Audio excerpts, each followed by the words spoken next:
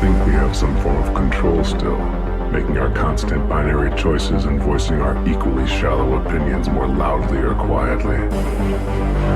Most people can't even decide what color to wear or which burger to eat. Well, does it matter, man? Autonomy is an illusion.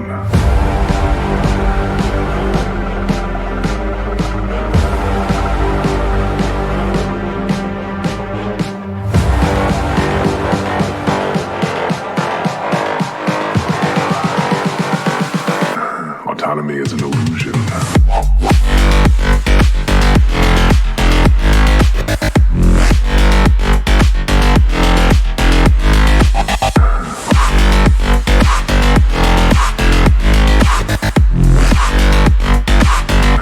Autonomy is an illusion. All right. Hello. Dude. Hello.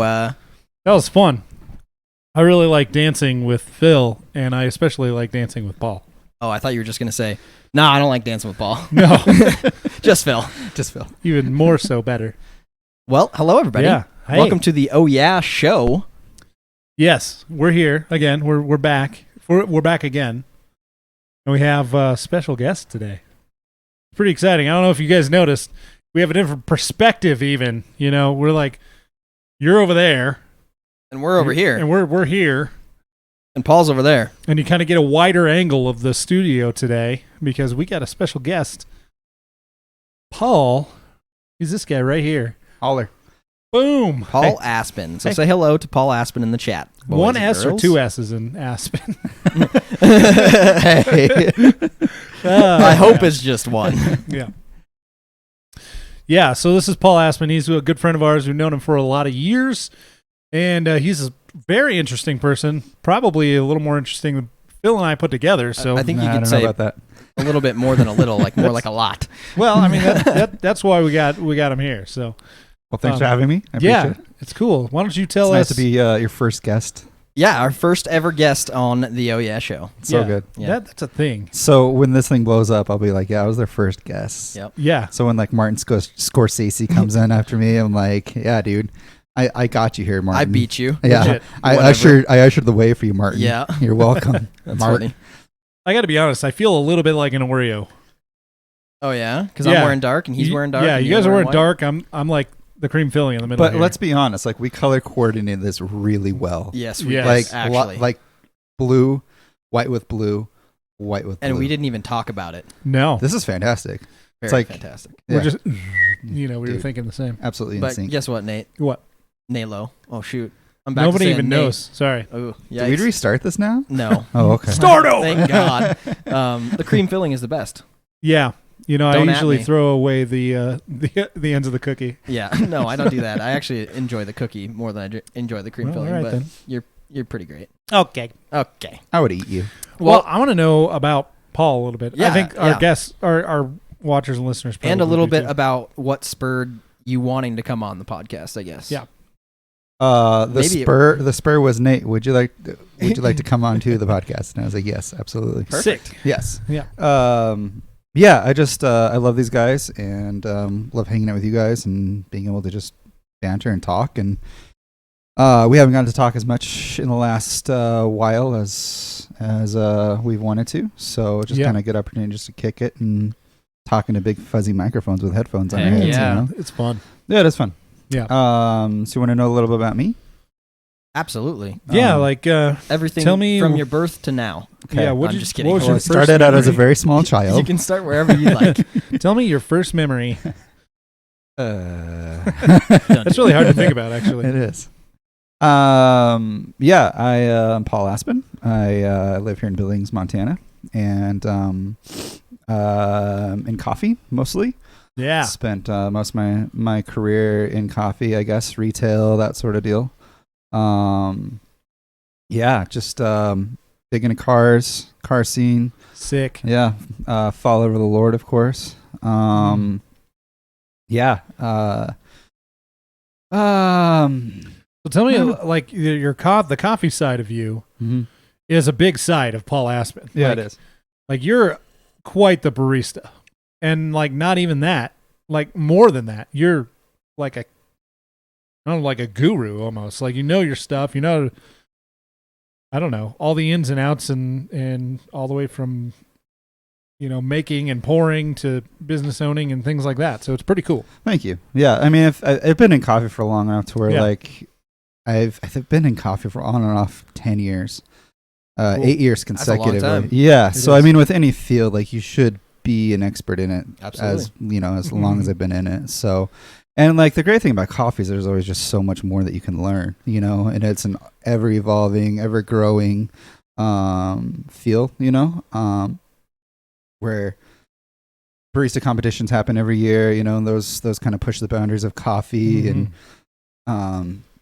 sustainability kind of work its way into where the direction of coffee goes, equal pay, all those things, technology, coffee's developed with technology. Oh, it's so crazy. Yeah. Yeah. Grind size, particle size, everybody in the Sure. industry is like chasing the best cup of coffee possible, from the grower, taking care of their crops, and that into it gets into the customer's cup, Yeah. So I have a question because I drink coffee every morning. Yeah. He drinks coffee all day, which I All can't day. do. Yeah. But what is your favorite way to have a coffee? So like your way of making it. What is your favorite? Right now, doing pour overs is my favorite. What is a pour over? So a pour over Explain is this just to me. making just essentially one little individual cup of coffee. Okay. Yeah. So the fun in that is that different beans yield different taste. From the origin to the processing to the roasting to all that stuff really makes a big dynamic. Nice. Yeah, big change in how your coffee tastes. So I had a Brazil. My last bag I had was a Brazil from Revel Roasting here in Billings. And I found that my grinder had to be adjusted way, way, way more coarse in order to get a good extraction out of it.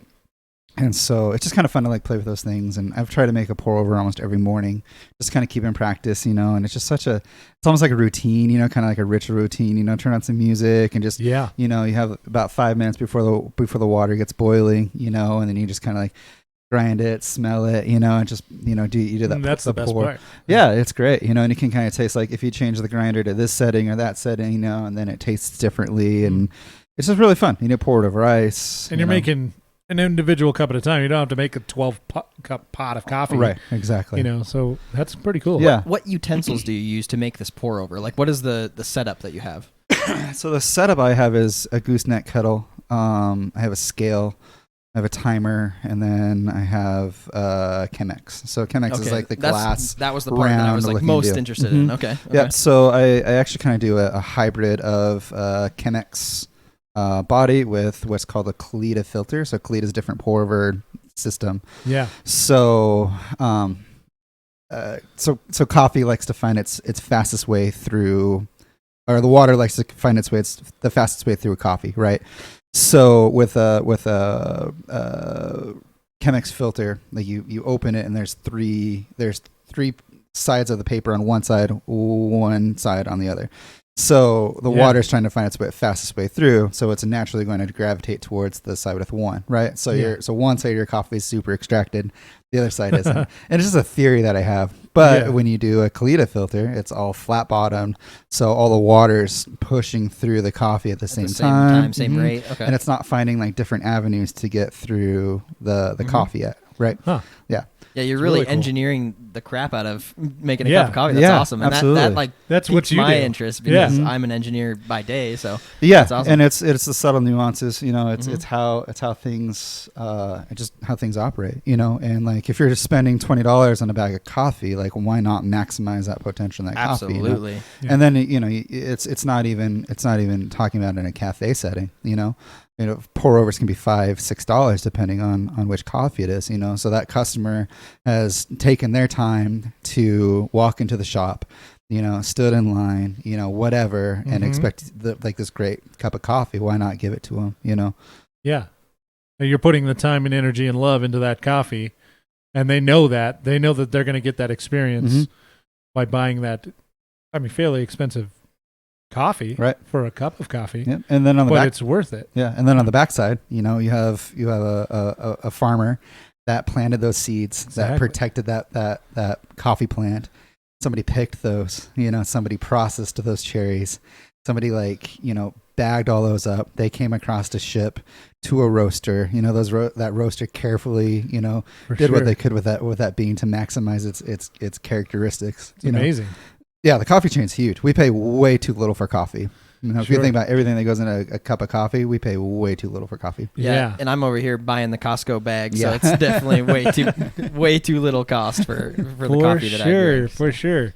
And I was just saying that I liked McDonald's coffee, which is totally crazy. What do you think about McDonald's coffee? I haven't had it. I went to McDonald's just on a whim the other day, and they had a big plaque that said, all their coffee is fair sourced and fair traded, and they're really intentional about their coffee game now, which is awesome, cool. Because I mean, such a big thing. They should be.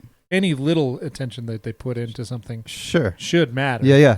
But it's cool. It almost seems like they are more explicit with their coffee trading practices than with any other aspect of their business, Weird. Yeah, that's true. I haven't heard them talk about their frozen patties. Or no, there's no French plaque. Fries come from. Yeah, there's no plaque saying where they got the potatoes from. Right, exactly. Or like where the Five chickens Guys. from. Yeah.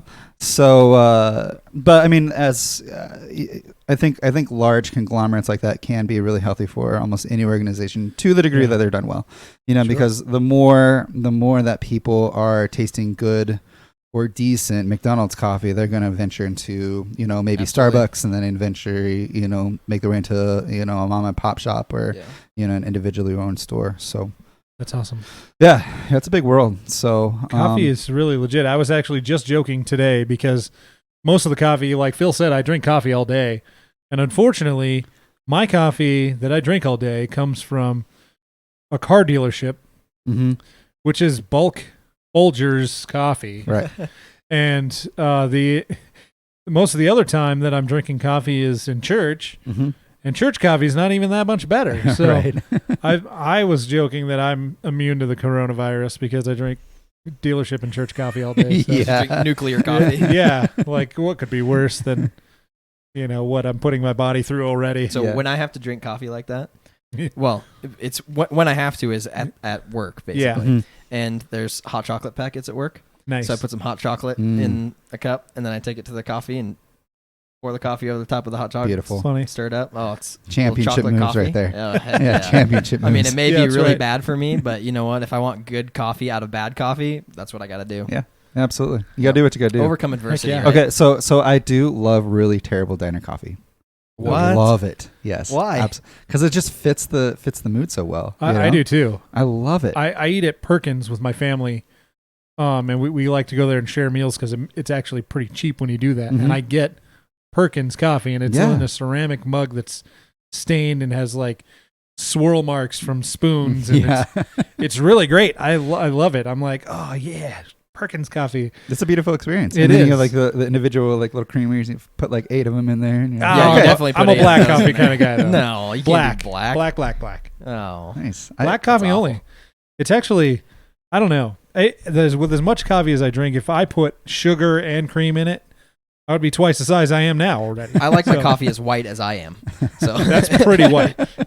But there actually is white coffee. So do you know what I'm talking about? I you actually describe haven't this? researched much about Okay. white coffee. I We feel don't have like to go it's- into it then, but I've Yeah. heard of it. Yeah, I've before. heard of it too. I kind of stay away from all like the kind of like gimmicky stuff that happens in coffee, like blonde coffee. Yeah. I think it's kind of in the same avenue. So, but Starbucks I guess it was 2 years ago they released their blonde espresso, right? But it's really just kind of everybody else's like roast. Yeah, it's like a really, really light roast. Which Yeah. is like what the whole industry is doing right now. Sure. So we're in an interesting time in like the coffee scene because for so long Starbucks kind of drove where coffee went, Yeah, right? Because it was so big and everybody saw them being so successful, so they were like, let's copy what Starbucks is doing and do what they're doing, right? And so eventually, smaller shops like Intelligentsia, Blue Bottle, some of those shops started getting more reputable, and so then they got acquired by bigger conglomerates, and so now for the first time Starbucks is starting to become the follower. You know, Oh, they're yeah, having to yeah. do things to like Interesting. really keep up. And you kind of saw this trend starting probably 6-8 years ago when they went from like the interiors that were all blonde wood, you know, a lot of oranges and greens, like those sorts of colors, to now it's a lot more reclaimed look, a lot more metal, you know. Rustic. Yeah. And that's where the industry went, you know. And so they're like, okay, well, we need to keep up with this. And now it's starting to happen in coffee, where less people are ordering really, really dark coffee and more people are ordering like a blonde roast. Like I can go to Starbucks and drink just a Americano with a blonde espresso, and I don't hate it. And I never ever thought I'd ever have that experience at Starbucks. So And that's my thing, is an Americano. Like Mhm. I like, because I like black coffee, but I don't know. I can't decide whether I like espresso or drip coffee better. Mhm. It's like different days I have different tastes. Yeah, and for that's it, and but- that's one of the great things about coffee, is it's so flexible like that. You know, Yeah. We Or have one day you can have just a drip coffee, and then the next day you can throw that coffee into a hopper yeah, and then pull a shot out of it and get a totally different taste from it. You know, for sure. so interesting. And then you can throw some milk in it, you know, get different taste, some flavor, whatever. You know. What about cold brew coffee? I like that in the summertime. Mm-hmm. It's a fantastic thing. Or like nitro coffee. Yeah. is really smooth. I and love nitro coffee. Nitro Yeah. coffee. Starbucks does a good job with their nitro Yeah, coffee. that's where I've had it from. Mhm. When we lived in Bellingham, Washington, there was a Starbucks like on the way to work, kind of. So sometimes I would stop and Yeah. get one of those nitro coffees, Yeah. and they're good. I'm a big fan of just drip coffee poured over ice. So I currently work for Mazevo Coffee here in Billings, and this is the Guatemalan that I threw on right before I left work. And then I just poured it over ice, and it is actually really delicious. So Nice. I just don't like how heavy traditional cold brew is.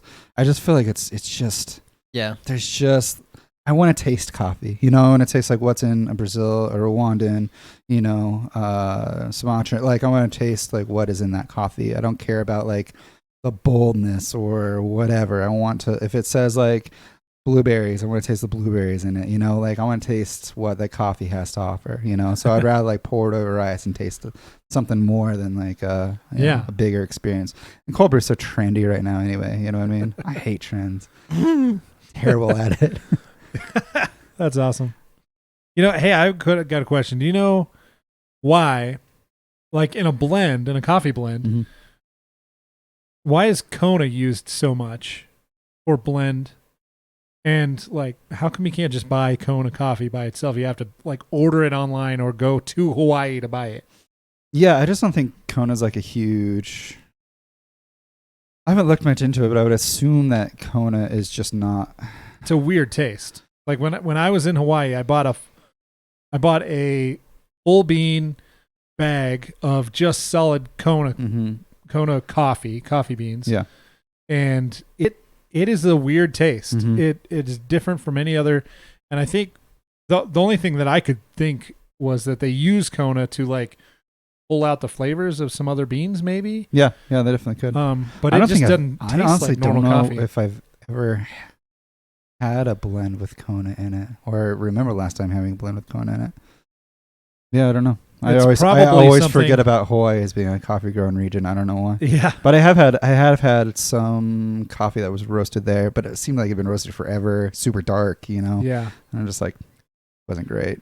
Yeah, But- I went when we were there. I saw the coffee fields Mhm. and like the they grow right in a specific area that has been growing coffee since before we even discovered Hawaii as a thing. You Mhm. know, they just have kept that field and it's been coffee just been growing Yeah. there forever. yeah. Yeah, He was it's saying beautiful. it tastes a little bit different, a different taste at least because of the volcanic soil there. Interesting. I mean, I could definitely see that. I can Mhm. see how Yeah. that can produce a little bit Yeah, different I mean, taste. in soil a- content's huge. Absolutely. I mean, not. I mean, in any sort of yeah, planting. not even just coffee for sure. I mean, Mhm. yeah, Yeah. it's crazy. So there's like some farms, like they will kind of rotate where they grow, or where they pick from, because sometimes like the nutrients will get so depleted from that area Mhm. that they'll flip over to a different part of the property to pick from that or produce from that, Interesting. and then let the nutrients that was in that old soil kind of come back and come back into life. So it's a big rabbit hole. It's weird that, I guess you don't really think about how they have to, that's a farming technique that Mhm. you use on any type of crop. And Yeah. it's kind of interesting that you follow the same kind of process and Mhm. procedure for coffee. Yeah, I'm just like I'm glad that America's becoming more aware of coffee. Because Yeah. forever it's just like, coffee's just how you get through your day. And now it's becoming more kind of in the realm of like wine or beer. Where it's more of Crafty. a craft. Yeah, it's Yeah. crafty. Yeah, As like it should be. And I think for sure. a lot of America is kind of going in that direction anyway. Yeah, Hugh on here, he's saying soil content changes coffees, wines, cigars, the nutrients affect the taste in a huge way. I totally believe it. I mean, Oh yeah. like, especially Hugh is like a cigar, Aficionado. connoisseur, Mm-hmm. and growing that tobacco, I can imagine that, there's specific places that grow tobacco because it's great for doing that, Right. and makes that tobacco the best tobacco you can buy, Mhm. Yeah, absolutely. Dude. Like, first off, they're saying, "Where's your hat?" Yeah, Because see, like we I told you, discussed that. I'm earlier. not wearing a hat, and every time I stream, I've always worn a hat. And these guys are making fun of me because they're saying, "Where's your hair?" Because my hairline's all the way back there. It's right here. It's right here. Do you have the? I see it. Do you have the? Are you gonna be a monk someday? Is I that where your hope so. hair grows? I hope so. Okay. No, I just got a receding hairline. That's basically it. So do I, man. I think Right they're there, yeah. I sexy. hate it. It keeps getting farther and farther back. I think they're man. sexy though. It's It like a manly It makes thing. like a I don't point know. on my head though, and I hate it. I don't- like from the side, especially. Like I this know. angle is not flattering on me. I don't know, I think don't you know. look Look great, at how dude. far back my hair but goes. you look so good. I don't know. You do about look that. good. Well, thank you guys. Thank you. I appreciate it. So, Paul, Yes. you were interested in getting into podcasting, correct? Yes, I am. Yep. So, I'd like you to share your idea if you're okay with that. Yeah. So me and my buddy Hugh, shouts to Hugh S. Hundley. Camera's over there. Oh yeah. 'Kay. I'll shoot wherever I want, Paul. I'm a grown man. I'll shoot wherever I want. Yeah. So I've had this idea swirling around my head forever. It's called Culture Beast. I So love your channel already. thank you. So I've just kind of noticed last year, 2 years ago, that the Lord's kind of put me in a place where I'm like really well rounded with interests and gifts and talents. I've worked for a lot of like weird businesses and stuff that I shouldn't have worked for, but it's like kind of helped shape my life and what I like and what I'm interested in. Well, plus your interests alone, the things that we've seen you do, kind of puts you out there in the midst of like different people groups and culture Yeah. type Right. things. Absolutely. Yeah. So foundationally, it's cars. I love cars. I love car Yeah. culture. Right. But I've also worked in kind of the fashion industry. I've worked in interior design, photography, coffee, obviously. He's literally the jack of all trades yeah. when it comes to creative. I've done so much creative avenues. stuff. And so like everywhere I look, or everything if you scroll through my Instagram, it's all fashion, cars, BMX, coffee, interior design. Like it's all those things kind of wrapped up together. And I know I can't be the only person like that, And so it kind of formed out of that place where it's like, I want to start a page or something that can kind of house all of my interests and my ideas, Sure. And so my best friend Hugh, he is kind of on the opposite spectrum where he loves cars and he loves like the older cars, Yeah. he's known for cigars and suits and stuff that like He looks like he's from a different era. yeah, basically. exactly. Yeah. And so our friendship is very much complementary, Yeah. and so we kind of play off of each other's interests in a lot of those regards where, he'll show me, a cigar or, a suit or something that I don't have my filter set up for, or Yeah. he's more into supercars. I'm more into like Volkswagens and, Toyotas. Right. Sure. And so it's a really good like brotherhood, like best friendship, where like I helps can keep just- you rounded. Like, yeah, it helps I mean, keep, you don't want to get just into a niche. right. And so I asked him if he kind of want to join forces and like help contribute to the page. So it kind of started out as Absolutely. that. And so he's actually contributes more than what I contribute right now, which is rad, And so I've kicked around this idea of doing a podcast, where it's kind of a similar idea, but like we bring to the table, like, okay, what's new, with cars and BMX and, racing. And I love more WRC. He's more into Formula One, something that I don't even like get into or know. Sure. So it's kind of this holistic sort of a view on what's going on. And then Big Dream is taking it into a vlog, where we go to Seattle, we're like, okay, what car stuff is happening in Seattle, what speakeasies are there, I've been to a few speakeasies in Los Angeles, and that's a cool like crowd to see and be around, because it's an interesting situation at least to go into, because they've got a bouncer, and then you've got to go through like this like 5-minute like whole thing where you go through like this back way into the spot. It's pretty cool. And obviously in Los Angeles they're a little bit more theatrical about the whole thing, right? But yeah, those places are really cool. So this sounds like it's like a multimedia expression of you and Hugh's I guess ideas upon anything and everything that you guys are interested in. Yeah, that's really cool. Yeah, so it'll be fun, going to a coffee shop, see what they're making and what coffee they're using. Maybe step behind bar and throw some latte art down. What coffees out there, breweries, whatever. And so with podcasts, you can podcast every week, and then like once a month, once every 2 months or whatever, and go to Seattle or Denver or whatever, and see what's going on there. Visit a new place. Yeah, you know, or like, if Geneva Auto Show happens or whatever, like if we get to go to Geneva Auto Show for whatever reason, then we can head around Geneva, like what's going on culturally in Geneva, Yeah, that would be insane. Yeah. And what a cool way to like, I love hearing people's stories. I love communicating people's stories. And so it'd be a good way to just like, hey, like pull this person aside. Like, how'd you get into this? Like, what are you doing with it? Yeah. We've been in the car scene for a really long time. And so when you're in the car scene, there's just kind of the stigma that like, that's all you can be, right? You can only be in cars. Like, you can't really have any other passions outside of it, It's true. Yeah. I don't know why some people don't. I mean, that is their thing. Right. I think it has a lot to do with the monetary side of things, where, I mean, cars are expensive, and sometimes your expenses limit you in what else you can do with your hobbies, etc. Right. That's true. That could be why that mindset is there, at least. But, for sure. But I don't know, like when I was younger and focusing just solely on cars, like that's all I can do, it's like cars, but it's like, well, there's other parts of me that I really like too, fashion and design and that sort of stuff. Part of growing up and maturing, and absolutely. like, really kind of exploring those interests that you have, and they just come and kind of get more well-rounded. Right, exactly.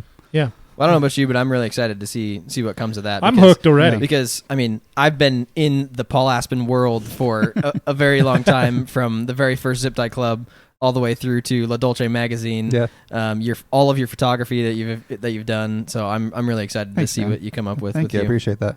Yeah, I'm kind of in this weird spot right now where like it's almost feeling like am I tapped? Because like I've spent so much of my life like dedicating to Zip Tie Club and La Dolce and coffee shops running and successful. That it's like, what do I? I've kind of hit this spot where it's like, well, what do I dedicate my time towards now? It's a weird spot to be in. That seems so crazy. And I thought about it, like when you were doing La Dolce magazine, that's like the only thing that I really thought about while you're doing this is this is so much work. Mm-hmm. This is so much work. Yeah. And, I still have all my copies. Yes. I do too. I keep them all nice. I don't ever want to get rid of them. I have for some reason, I have 5 copies of one. Nice. I appreciate that. But they're so cool. I still pick them up. They're in the garage. I look through them. Nice. And it's cool to see. It's almost like a scrapbook of memories.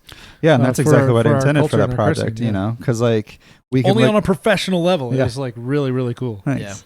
Yeah, that was my first stab at anything like journalistic or anything like that, The articles are great. Thanks. There's heaps of typos in them. Oh, is hilarious. Whatever. But my brother-in-law is he's a college teacher, an English professor, right? And so it's in him all the stuff, and then of course I had to go make changes. You know? And then they have typos in it. But so I have this propensity to push too much into projects and burn out. Yeah. And so like that summer when I was doing La Dolce, it was my first burnout because I think I put out 2 issues of La Dolce that year. Ran Zip Tie Club with Steve DeMock. Yeah, I remember that year. Mm-hmm. Yeah. I shot like 6 weddings that summer. Mhm. There was probably a Sideways Saturday in there. Yeah, I think there was a Sideways Saturday in there. Yeah. And then, all of our meets that we were putting together, right? Well, yeah. Yeah. And I sure. was shift leading at Off a Leaf at the time. Oh, wow. So just so much stuff. And that was the first burnout that I went through was that. So nobody blames you at You're all. one of the man. most productive human beings, though, For that sure. I've ever seen or met in my entire life. well, thanks. Yeah. And like now, like my life, I feel like completely different because so I burnt out with another coffee shop that I was a part of. Just invested so much time and energy into it, and it about killed me. Like there was one point, like I was talking with a customer taking their order, and they stopped just mid sentence. They're like, "Are you doing okay?"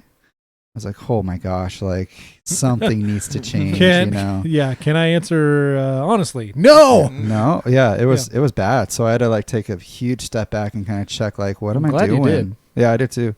Because I was so stressed out and so anxious all the time. That's not really my character, you know. I slept for 26 hours one day, just straight.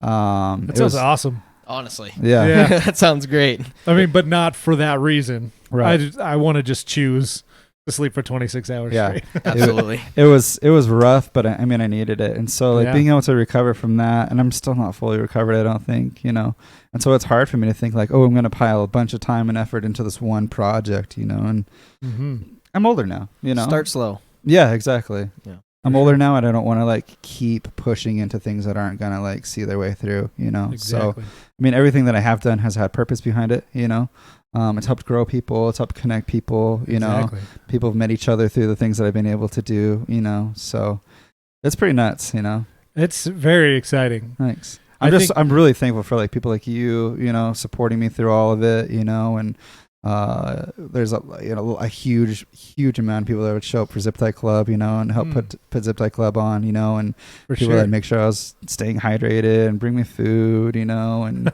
you guys help. I gotta take care of you. Yeah, you guys helped with parking a few years at Zip Tie Club. Absolutely. Yeah. And That was so fun. Yeah, actually, the helping park was probably one of the most fun parts because you got to see like almost every car that came in. Yeah. And you got to greet people and say, "Hey, welcome to Zip Tie Club." Mhm. And that Yes. was like one of the fun, like The Food Services of the America food service parking, America parking was so fun. Was the funnest Yeah. like time I had at a Zip Tie Club. Just like Yeah. directing people Yeah. and like Dude, talking to people. there's and some funny greeting people. It pictures was of really us, fun. actually. Yeah, there are. Yeah, Yeah. Yeah. there definitely are. That's Man, really that great. meet was a mess. Holy cow. That was the last meet that was free. And it was like, Dude. there was like, I think somebody counted 400 cars or 400 It was cars. a lot. I had a rule for myself that I wouldn't count. Cause like okay. I didn't want to like have that like, oh, we had all these cars show up, you know what I mean? Or make it that, I wanted it to always be focused on the people. And so like, I would hear from other people, like how, like just naturally how many cars showed up. Sure. And so eventually like it was nice to have those numbers, going to vendors or, Right, somebody that yeah. was interested in supporting it. Like in the This moment, is the though. exposure that you're going to have. Yeah. In the moment, I want to focus on the guests. I want to focus on the people that Yeah. Zip Tie Club was created for, Sure. And I think that heart posture really kind of helped like lead well in I that, agree. So, and Steve DeMock was like such a huge asset to that thing, man. Oh my gosh. Like I had started the idea of it, and had thought of like, this would be really great. And then him and I were having a beer one night at Shooters way back in the day. And he's like, hey, if you need any help with it, I'm like, yeah, maybe, Yeah. I think I kind of got it handled, For I can sure. throw this big old meat and I got it. Whatever. Yeah, but nobody had done anything like that in billing, so I wasn't really quite sure, And I was like, I really felt like I should bring him on, and so I was like, yeah, dude, like if you want to help out with that, that'd be great. And it turns out that Steve is like way, way, way more administrative than what I am. I'm more like big vision, like let's Sure. You're put the both. creative. Yeah, I'm like Yeah, let's put put both both barrels together. at this thing, and like do whatever we can. And so like he would handle a lot of the insurance stuff and kind of more those sort of logistics, and I'd Yeah. handle more like the graphic design, like that sort of stuff that went. So it was a Sure. really good like relationship in that regard. But even so. with all that planning, and I know, and we know from experience too, Yeah. like there are things that you never thought of that are going to happen. Yes. And they happen. And you're like, why didn't I think of that? That is like, I can't believe we missed that. The first year we didn't bring out houses. And so, and like, there's no bathroom. There was no bathrooms. I don't Like people were remember that. piling in this car, and they were like, I was like, "Where are you guys going? Like, we're gonna go get bathrooms, or we're gonna go to the bathroom." We Like, gotta You're pee. like, let me write that on my hand. yeah. And then the next year we forgot. Oh no. It's so stupid. Well, that's okay. Yeah, we learned. No, yeah, we kept going and going. I don't It's think great. we ever had a bathroom at our meets. We had one like indoor type meet. Yeah. That was by the Metro. It was across the street from the Metro. Yes. I can't remember. It was at a church. And Elevation. they let Was us that have, elevation? yeah. that was when we moved the car with. Yes, yeah, I remember that. And then they got towed. Yep. Oh yeah. Oh man, that was cool. Yeah, that Yeah. was an unexpected thing that If happened. anybody too. We had has to that move a video, car. hey, I want that video. If anybody has that video of us moving I think the I car, have it. do you? Yeah, I think I do. That I'll was see if that I was a can find great it. time. That was amazing. But And then the picture. the picture went from all the way up from under the rims. rims. Oh yeah, I forgot about That was you, right? That was Yeah. my picture. You had Yeah. to like climb down some stuff. Oh yeah, that was in the pitch dark. and the fair was going on The too. fair was so going it on, made yeah. the perfect picture. Yeah. Oh man, it was so cool. I should find that picture. Sarah and Yeah. I got food poisoning that night. Really? Yeah, because we had From some, the fair? No. We had some Oh. hibachi grill or something, and then we had like the leftovers in our car. And then we ate it like after the meet was over. So it was Oh, sitting in the no. car for like 3 hours. In that the was summer. That was like the first time I was like, yeah, I'm never doing that again. Yeah. So you'd have been better off if you'd have had fair food. Yeah, basically. Saber to have fair food. That's awesome. Man, Yeah, but no, that was a good that was time. like the only one that had bathrooms though.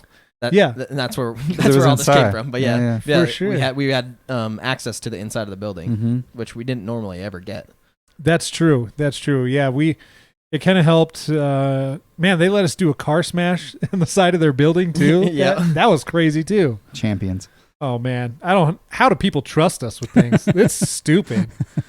Yeah, and we I did missed a some lot of that stupid too stuff. because I was in college, so there was a lot of meets that I actually ended up missing, which I'm really bummed about. Because you didn't come to the Yeah. last Zip Tie Club, right? No, I don't think No. I got to.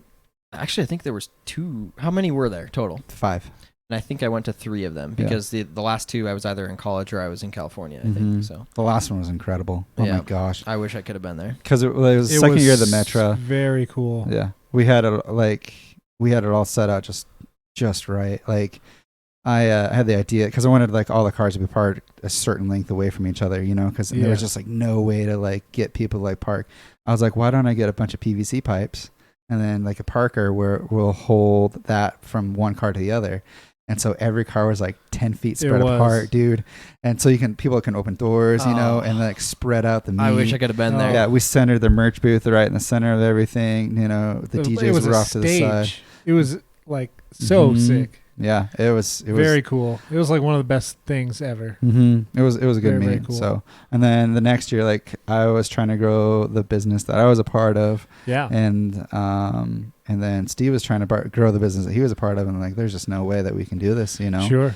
And so after 5 years, I mean, it's a lot of work. A Yeah. lot of work. Yeah. 6 months worth of planning, plus like, the days to set up, the days after, like it's a grip. Oh yeah, we know all about that. Yeah, we you helped do. with a lot of it Mhm. at least. Yeah, So, and you guys yeah, are a lot of the throwing setup. big meets. You know exactly how it works. Sure.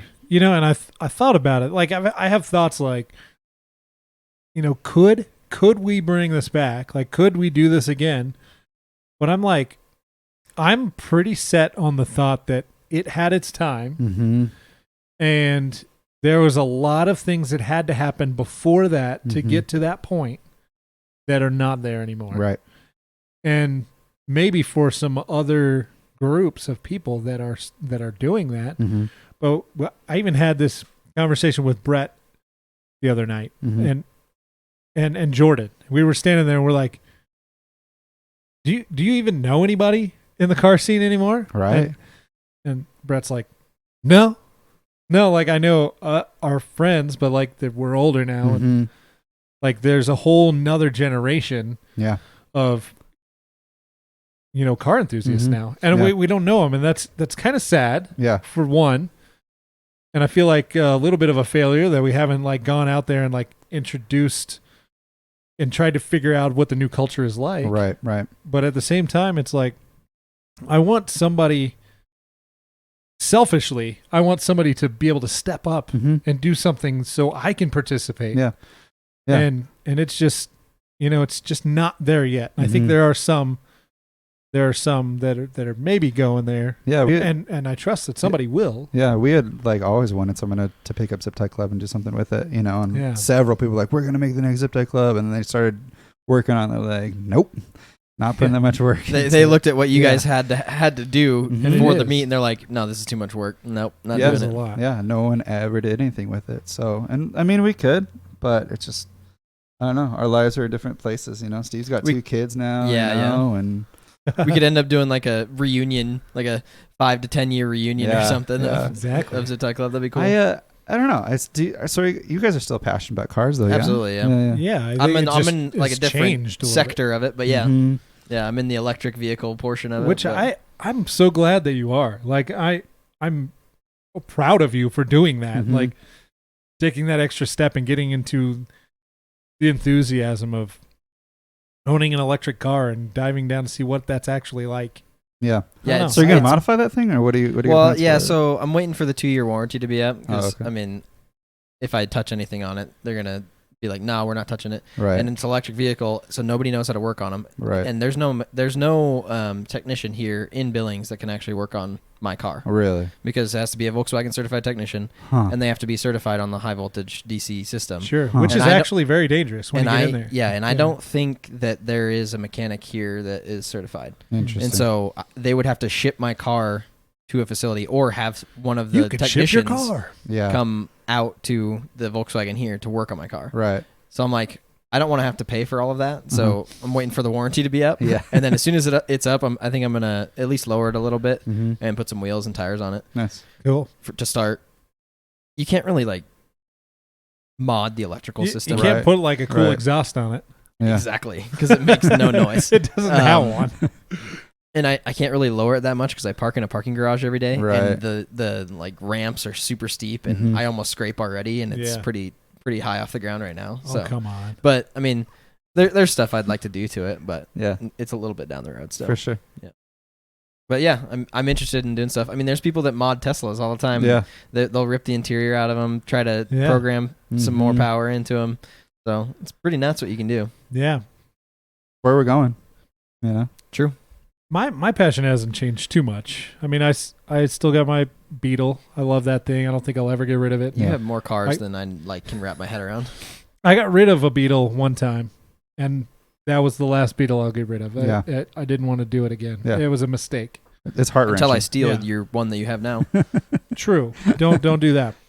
And then the Rabbit's going to become me. Yeah, the Rabbit, it just needs a little TLC with a few things, but when doesn't it? Right. You know, it's just that car that runs for 3 weeks at a time and sits for 3 weeks at a time. And then as soon as he gets it running, I'm going to steal that too. That's a license, though, yeah? Yeah, for sure. So you're going to steal from a kid? Yes. Right. I'm heartless. He'll be driving in like a year and a half. That is crazy to think about. Oh, my. I mean, he's 14, so he's going to be, about a year and a half, and he'll be driving on his own, doing whatever. So it's crazy. That is crazy. Then I got the Jeep, and that's just a whole different new adventure, really. And I have a lot of fun in the Jeep, too, when we go. So. And I think that's the most exciting part for me, is that my whole family can have fun now. Yeah. Instead of like, trust me, my wife did not have a lot of fun in the Rabbit, for one. She hates that thing. Right.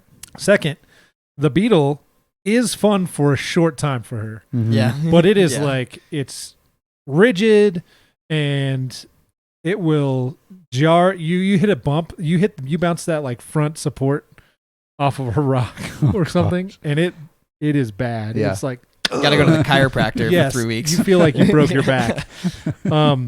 So I mean, that's fun for a time, and it's a beautiful car, but it's not like a family fun car. Right. But now we can go all year round, go drive around, go to Red Lodge, go to the mountains, go camping, do whatever, and it's just a little more of a practical good thing for my family, and that's its own fun too. Right. You know, so I don't know. I don't know why I haven't done this before now, but it's a good time. Yeah, and I think that's kind of like the natural kind of scary step for us as enthusiasts. Yeah. You know, is like, get out of your comfort zone. practicality, right? Because like when we're younger, we're like, I'll drive a stripped out race car. I'll drive whatever I want. Yeah, I'll hack off the exhaust and love it. Yeah, you know? Exactly. And then we get older and we're like, that exhaust is going to go back on. It's going to get raised a little bit more, you know? And like, you just have to think of like, okay, this extra money is insurance, you know, it's going to this car, that car. I still have a grip of cars that, like, I could be Jay Leno easy, you know, and be excited about it. Exactly. And you know what? I think the sad part of it is that as car enthusiasts that used to want to drive that little junk car around and love it, they start forgetting what that's like. And then they hate on those people. Yeah. Instead of like being open to like, that's how they used to be. That's what how an enthusiast starts. Yep. You got to make mistakes. You got to drive something to appreciate something else. And that was the whole premise around Zip Tie Club. Exactly. You know, is what like us older enthusiasts getting to be around like the younger kids that are just getting into it. Sure. Because we've all strapped our cars. Yeah, we've all strapped our cars together with Zip Tie Club, you know.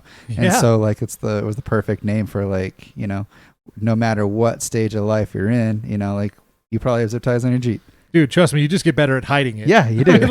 You get way better at hiding it. You just get better at hiding you actually buy the right color zip tie for what the application. Yeah. You're more intentional with your zip ties. You're spending more money on zip ties than you are anything Yeah, else. exactly. The premium zip ties. Yeah, at first you just don't care. You want to just make it work and make it happen and be different. And then you just forget how fun that is. Yeah. So I always want to have that car that's like a fun thing to do with, you know, and it's kind of a knock around sort of a deal. So it's fun, man. Yeah, I think everybody, you know, I've said this before. I think the first person I told this to was Hunter. I said that I think everybody should drive a car that's older than them. And I don't know, does that work for like, you know, someone born in 2005? You know, are they going to be able to drive by the time they're 16, you know, 16 to 20, and they're going to have to drive a car that's like made in 2000? Right. I mean, my 2002 Subaru would be like a cool car to drive if you were born in 2005, right? I mean, that was a pretty cool like old car to have. Yeah. I've definitely driven cars that are much older than me. Right. My, and I think Scirocco that helps you was, like, appreciate real old. Yeah. Yeah. That Scirocco is so sick. I'm so mad that I ever sold it. But that was a beautiful car. It had to go. It was very, very cool. Yeah, I think it's still in Billings. I just don't know. Yeah, who I've seen owns it. One of the best looking, like second gen Scirocco's I've ever seen. Thank you. Yeah, it was beautiful. Very, very beautiful. It's I probably took 3 months trying to figure out what wheels I was going to buy. Yeah, and what offset and what size. It's a big decision. Oh man. my gosh, it was a lot. But you nailed it. But there was absolutely nailed it. The thing is for that second gen Scirocco, there's not much internet information out there for like what offset's great, you know, because like Subarus are a super popular brand of car. Regardless of what year you have, you can figure out what specs of wheel and tire is going to fit your car perfectly. I mean, that's all basically the same car, you know. Right, exactly. So a second gen Scirocco was a very difficult car to figure out what wheels and tires. I spent like probably 10 to 15 hours in the garage measuring from my hub to the edge of where my wheel well was, just to find the right just offset. to figure out what offset and what tire I should get at the specific stretch angle. It was like, but I was doing math. You put that time and energy into it, and it turned out great. It turned out incredible. It was more like, it was better than I could have imagined. Like I thought I was going to screw it up. Like I screwed up my Subaru. Like my Subaru didn't look that great, but that Scirocco is like, I felt really proud driving it. I always got people looking. Like every time I drove down Main Street on Bozeman, almost every single person on the sidewalk looked at me. It was, and it's not a loud car, so they were looking at it because they saw something cool out of the corner of their eye. It was very, I don't know, very eye catching and different. You notice it right away. Like, what is that? Even if you didn't know. And a lot of people didn't know. I'd park and they'd be like, "What is that?" Yeah. I'm like, "It's a Volkswagen Scirocco," and they're like, "I have never heard of that. What is a Scirocco?" So good. I'm trying to share our stream right now. That's what I was doing. Yeah, I don't know. I've just started realizing, like, kind of in my life, like how pivotal building a car has been, you know. And so, like, I have a Porsche 924 that I've been working on getting running, but I'm not like. It's kind of at the end where like I've done pretty much everything I can to get it running and just not starting. So like just having, you know, a car that I can work on and build and, you know, like really invest kind of, because like I've boiled it down to that I'm a creative person, you know, and I love to create. And so having that thing that I can kind of exhaust that creativity onto, you know, and kind of see that result and go drive it, you know, and you just enjoy the changes that you made with it. The fruits of your labor. Yeah, exactly. Yeah. You know, you look back at it, you know, you see all the changes that you've done. It's kind of turning out how you thought it would. Like there's just something like really special about that in your life, you know? Yeah, I think so. And like there's the saying that, you know, if you don't look back at your car after you park it, like that's a real thing. Mm-hmm. Yeah. Like if you don't look back, you're not driving the right car. Yeah. Do you think our car scene will ever get back to what it was? I mean, with me in it, no, probably not. Like, but it probably will be at that caliber for some other generation somehow in some way. But I think we have our like path that we went down. So like our imagination isn't as broad as it possibly could be. So there's probably amazing things that can happen and will happen that we didn't even know about or didn't even think of or probably won't know about. So if the car scene kind of started back up to what it was when we first got on it, would you get back into it? Hell yeah. Yeah. Hell yeah. Yeah. I mean, absolutely. I'm building a car with a friend right now, actually. Yeah. But I'm not allowed to talk about it and not allowed to send pictures to anybody. Really? Or I mean, show I've pictures to seen anybody. pictures. And, well, I'm talking about like publicly, like in a public fashion. Right. But it's funny, the painter that is painting it right now is posting pictures about it. Oh, no. And I don't know if Tanner Smith, he's one of my buddies that is he's financing the whole thing and building the car for himself. Right. But he wanted my help. And so I was like, yeah, sure. I mean, I've helped lower a bunch of Subarus. I've helped put wheels and tires on Subarus. Yeah. So it's a Subaru. Yeah, so it's a Subaru. But I'm not going to go any farther than that. But so I'm helping him with that, and it's been a lot of fun to get back into it, and it makes me want to do more with what I have. But I agree. there are other things that I need to spend my money on currently. Absolutely. But if the car scene started back up, I'd definitely hop right in. Even with my electric Golf, I'd just go to the meets and hang out and talk to people. It'd be fun. One thing I miss that kind of went along with that is like the times where we just randomly got together in the evening and like hung out in somebody's garage or you know, that part of it I miss more than anything. Yeah, absolutely. And I don't think that it's a bad thing that it's gone, because what caused that is people changing their priorities with their life and moving on and making families or getting a job that is, you know, a career and things like that. You know, that when you're younger, you can kind of forget about that kind of stuff and just put your passion and your you know, your priorities at a different level. Right. So it just naturally went away, but I do miss it, you know. I think at some point it will probably make a resurgence. You know, we're all going to be 50 and have like our midlife crisis cars. Yeah. Yeah. It's going to be great. Yeah. For sure, yeah. Well, you guys will be 50 and I'll be like, what, 40? Yeah, 40. I'm 10 years older than you. Yep. Yeah. How old are you? I'm 25. Oh, okay. Yeah, I'm 10 years plus older. We don't got to talk about how old we are, okay, guys? No. But I did want to notice something. Not P4 and F. I don't know what this guy's username is, but it looks like he folled on 2 accounts and hosted us with 1 viewer, so that's really nice of him. I think that's Taylor. I think his name is Taylor. Taylor, I know that guy. He's good dude. Well, thank you, Taylor. If that really is you, I appreciate it. I think that's what he told me his screen name was. He's a gamer and really loves the computer aspect of things, and was excited that we were doing streaming. So I told him to stop by and say what up. Appreciate it. Yeah. Thanks for the support. Heck yeah. So, Paul. Yes. How do you like this? Are you enjoying this? I'm enjoying this, right? Yeah. It's weird to like. I've talked with you guys my whole lives. Sure. You know, like not in this fashion. So it does change things up a little bit. Changes the dynamic a little bit. It's more in the ears than it is in the emotions. Yeah. It's interesting. That's good. Yeah, That's cool. You actually do have to get used really to fun. it. Yeah. I mean the hearing yourself talk in an amplified version is very weird. You have to get used to it. It's almost like when you stand on a stage for the first time. Yeah. Yep. And you're like, whoa, all these lights. You know, you think you can see, but you can't see. Ooh, yeah. Yeah. And you hear your voice and coming through the speakers, and you didn't want to stop talking. You're like, exactly. but I have to Yep. talk. Kind of it's a weird. Yeah. My sensories aren't where they're supposed to be. It took me probably because Nate had expressed interest in starting back up his podcast after him and Mark had stopped. Yeah. And I was moving back, and I was like, yeah, absolutely, let's do it, because I had expressed interest in it from the beginning. Did you say, oh yeah? I said, oh yeah. Oh, that's a notorious Phil thing. So. Yeah, it is. So I was like, heck yeah, let's do it. And it took me probably 3 or 4 episodes to really like chill and relax and just like, it's just like talking to Nate without, I mean, I could take the headphones off and it'd be exactly the same.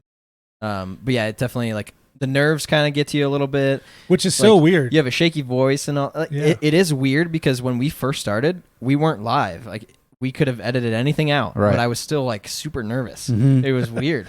Yeah, it is. And no one's watching you. Like right, exactly. I mean, even though we have viewers, it's not like someone's sitting here staring at you. So True. It is a weird nervousness, but I don't know. My wife still says I dive into my radio voice, and I should just be yourself. But I like your radio voice. Yeah, I don't think you sound anything differently than what you do outside of this. Yeah, I guess she knows me better than anybody else. I mean, she does live with you, so he's a little bit more right, but at the same you're time. a little bit more articulate, I think. Really? Yeah, I think like when I'm here. When we're podcasting. Oh, okay. I think you're a little bit more articulate. You think out what you're going to say a little bit more. But other which than is that, good. Yeah, I mean, know? it is good, and it allows you to have a very good radio voice, I guess, if you want to call it that. I do like the feeling of, getting into deep conversations with my friends. And we've done this even without mics and headphones and cameras and things like that. On a car ride back from Denver. Yeah. This is what we do anyway. Yeah, and that was kind of like where the podcast kind of Exactly. spun out for Hugh and I. Is like we just have these great conversations about all this cultural stuff. Exactly. Like we should be recording this, and I'm like, that's Sure. too culture beast. Sure. Exactly, yeah. And it's like the one thing that's hard, and I wish that we had, was a specific studio space that was like already set up, and we could just go and sit down For sure. and press a button Yeah. and go. Because that's like the hardest part about doing this is we got to plan a time. Mm-hmm. Yeah. I got to show up here. We got to set everything up. Because normally this room looks incredibly different than it does right now. Yeah. It does. Because it's a home. Mm-hmm. I mean, we're doing this out of your house, and this is like my personal computer desk. right, exactly. Mm-hmm. And so it changes a lot, and it's a lot to set up. It takes us probably about a full 45 minutes, 30 to 45 minutes to set everything up and get it how we want it. Exactly. And then we have time to like sit there before, test stuff out, talk to each other a little bit before we Sure. start. And it's like I just want to be able to sit down, hit record, and then just start talking to you and just relax. I feel like there's a that's way how- that we let's do can it. integrate both together. Yeah, and because that's how a natural conversation starts, right? I mean, Yeah. I will have a basement here soon, so Heck yeah. which I plan on setting up just for recording. So maybe there's a way that Yeah, that might be kind of cool. that we can Studio cross-pollinate. 3. Yeah, cross. yeah, Like, because I'll give you- Studio I'll 2 is give you a key currently to off my- limits. I'll give you a key to my house, and you can come in and That'd be great. whenever you guys record, and That'd be Yeah. sweet. Heck yeah. That'd be cool. And I even thought like, I don't use my garage as much as I used to before this, and I got kind of a hangout area there. What if I just like converted that into our little studio thing? It's just cold. It is cold. Yeah, it is. And in the summer it's hot. yeah, Like it's not ever a normal temperature in Right. there actually. It's just cold and hot and cold and hot. long day spent in that garage. Yeah. Oh yeah, Beautiful place. I have spent a lot of time, a lot of hard work, blood, tears, yeah. sweat. Everything has happened in that garage. Red Yeah. Bull I don't pool. even want to talk about some of the stuff that's happened. Pool, darts, Spencer with things catching on fire all the time. Firecrackers. Things that I will still not tell my wife that happened in there. Burnouts that were definitely longer than they should have been. Exactly. Oh yeah, the burnouts. Oh my Burnout gosh, that's garage. stupid. But it was so awesome. So much fun. Very Yeah. very cool. Oh man.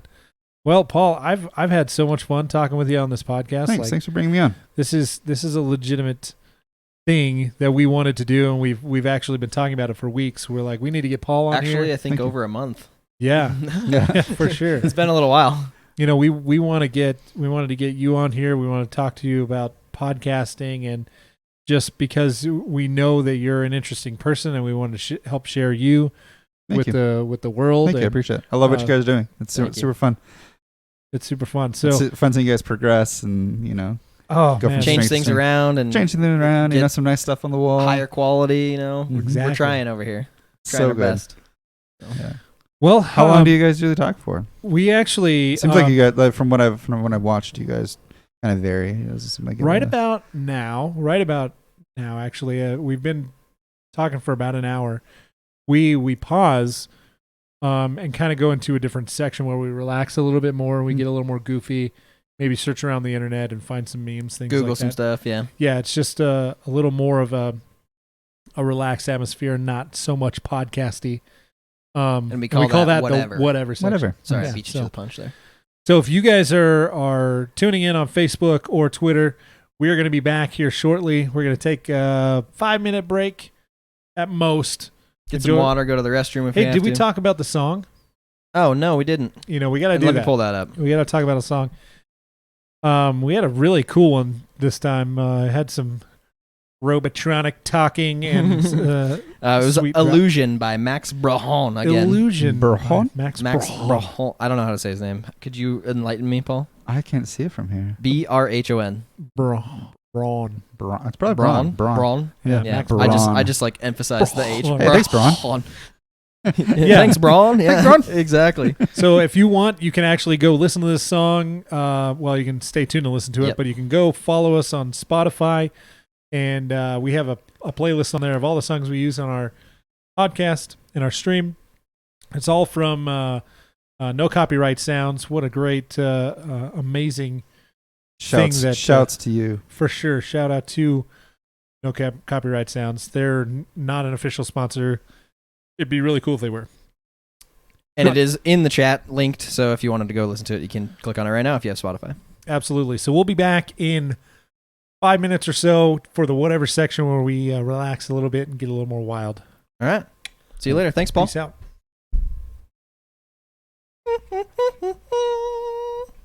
Oh. Wait. You gotta hit the wait, button. Are we still dancing? Wait. Yeah, we Wait. kind of, Wait. I do have to hit the button. Give me a sec. I don't remember which Phil's one a this tech is. guy. Ah, ooh.